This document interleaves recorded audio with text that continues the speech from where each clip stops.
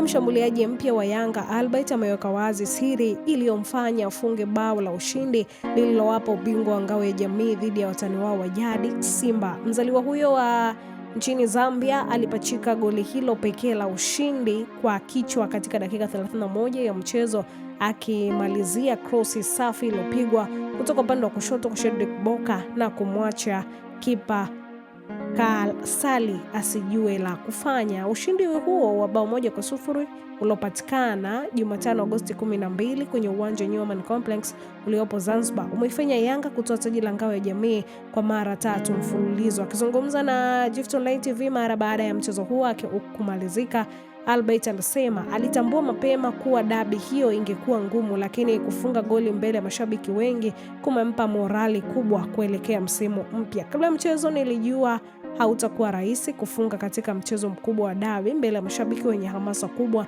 ni jambo lilonipa moyo na kunitia nguvu zaidi.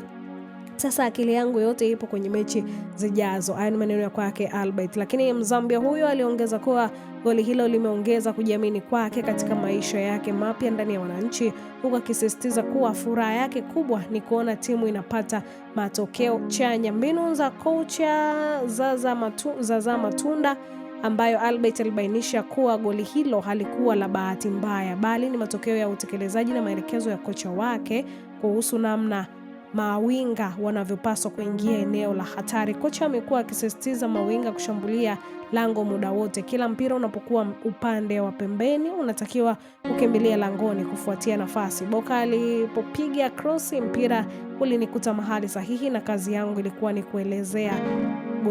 kuelekeza golini. Pongezi nyingi ziende kwa Boka kwa cross ile safi, aliongeza hayo Albert. Lakini Albert huyo pia alijiunga na Yanga katika dirisha kubwa la usajili akitokea klabu ya Red Arrows ya Zambia, na bao hili linatajwa kuwa mwanzo mzuri wa safari yake ndani ya klabu hii kuelekea msimu wa 26-27.